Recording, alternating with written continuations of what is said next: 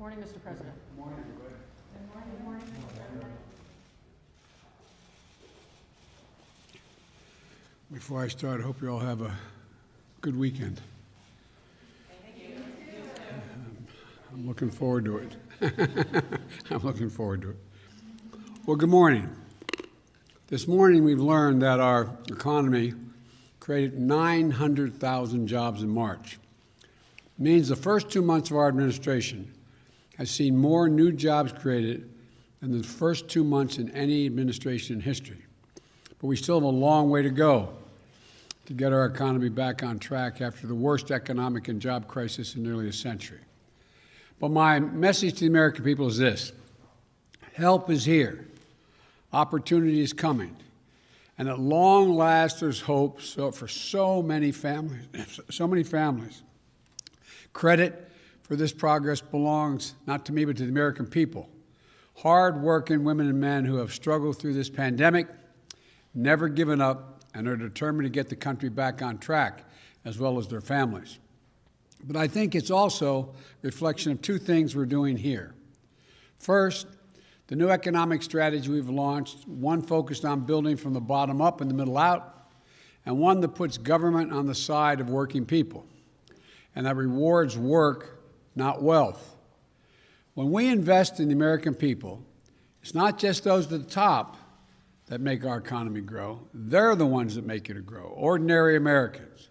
We saw the economy gain traction in March as the American Rescue Plan moved and got passed, bringing new hope to our country. And we're going to continue to implement that law in the weeks ahead. By April 7th, next week, over 130 million households will have gotten their $1,400 per person rescue check. Funds are on their way to local communities to put educators, healthcare workers, home healthcare aides, police, firefighters, sanitary workers back on the job. They're getting more aid for small businesses. We're also going to hang an open sign again on the door to rehire folks that had to be let go. And in the months ahead, a new child care tax credit will cut taxes and provide help to millions of families with young children. There's nothing, I know you're tired of hearing me say this, but I mean, there's nothing the American people cannot do if we give them a chance. And the American Rescue Plan does precisely that for hard-working middle-class folks at long last. Secondly, today's report also reflects the progress we've made on my other key priority, getting the American people vaccinated. We've turned around a slow-moving vaccination program into being the envy of the world. Yesterday, we set an all-time record for Thursday vaccinations, ending a 7-day period that was the first ever where we administered 20 million shots in 7 days. That's 20 million shots in a week. No other country has come close to doing that. So we made significant progress on that front, but the fight's far from over. We know that vaccines are safe and effective. We're vaccinating more people than any other country on earth. We also have progress on jobs and progress on vaccinations. But in the face of this great news, I need also to make this clear and direct statement to the American people. The progress we've worked so hard to achieve can be reversed. On the economic front, the benefits and the impact of the American Rescue Plan are temporary by design. It is a rescue plan. But as we get the economy back on its feet, we need to do the hard work of building back better for good, for not just for a while, but for good. Not just the short term, but for good. That's why I proposed the American Jobs Plan on Wednesday in Pittsburgh. It's an 8-year program that invites, and let me put it another way. I've heard from everybody all across the country about the need for infrastructure. How many times have we heard this is Infrastructure Week the last 4 years? About every second week was Infrastructure Week, but no infrastructure was built. Well, this is an 8-year program that invests in our roads, our bridges, broadband, airports, ports, and fixing our water systems. It's going to repair our VA hospitals across the country. Many of them are more than 50 years old and are in real need of help. It It will invest in research and development to outcompete China and the rest of the world. Independent analysis shows that if we pass this plan, the economy will create 19 million jobs, good jobs, blue-collar jobs, jobs that pay well. That's long-term jobs for pipe fitters, healthcare workers, those who work in the steel factories and the cutting-edge labs as well. The new report out this week shows that nearly 90% of the infrastructure jobs created in the American Jobs Plan can be filled by people who don't have a college degree. 75% of those good-paying jobs don't need an associate's degree.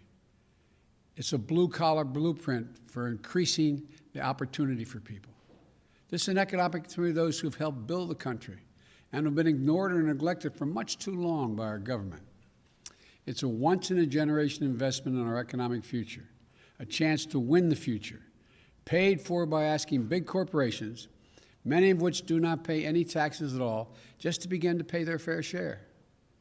And it won't raise a penny tax on a family making less than $400,000 a year. No federal tax, no addition.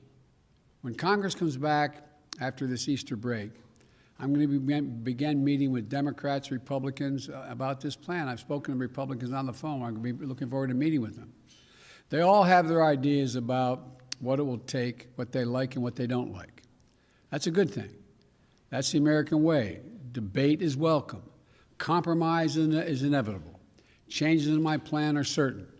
But inaction is not an option.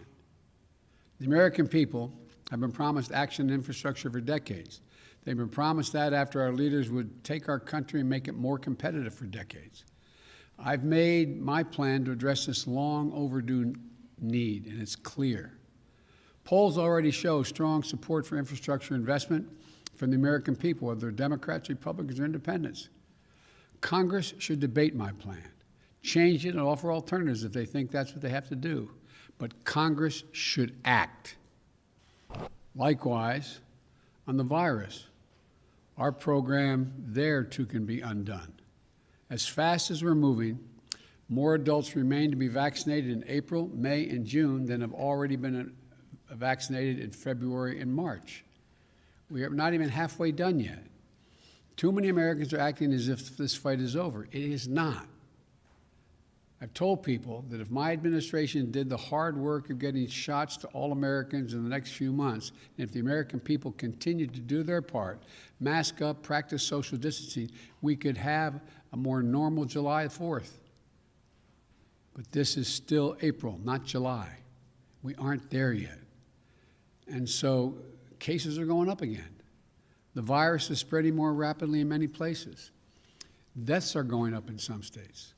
So I ask, I plead with you, don't give back the progress we've all fought so hard to achieve. We need to finish this job. We need every American to buckle down and keep their guard up in this home stretch. Wear your mask. Keep safe distance from one another. Wash your hands. Get vaccinated when it's your turn. That's how we're going to beat the virus. Cast off the weight of the pandemic that's holding our economy back. While the earliest signs from this job report, this announcing today, are promising, and the American Rescue Plan is starting to make a real difference, today's report also reminds us how deep a hole we started in. After a year of devastation, there are still 8.4 million fewer jobs today than there were last March. 8.4 million. We created 900,000 again, but 8.4 million jobs fewer today than last March. So too many Americans have been unemployed for longer than 6 months. Too many women have been forced out of the workforce. Unemployment among people of color remains far too high. Yes, we've made progress by starting to build an economy from the bottom up and the middle out. And yes, the American Rescue Plan is laying the foundation for that economy. But we still need the American Jobs Plan to build on that foundation, to build this country back better. So the bottom line is this. Today's report is good news. Today's report shows that the country can what it can do when we act together to fight a virus, to give working people the help they need. But we still have a long way to go. But I know that we're going to get there, and we're going to get there together. So may God bless you all, and may you have a happy Easter and a holy Easter. Thank you.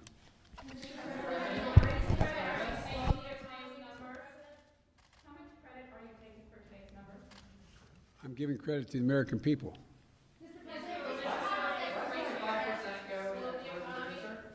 Raising taxes, the study show, will not slow the economy at all. Asking corporate America just to pay their fair share will not slow the economy at all. It will make the economy function better and will create more energy. Mr. McConnell says he's going to fight your administration every step of the way. What is your reaction to that? If the Republicans argue that we don't need infrastructure, it need not, they've been talking about the need for it for years now. If the Republicans decide that we need it but they're not going to pay for it, it's just going to increase the deficit.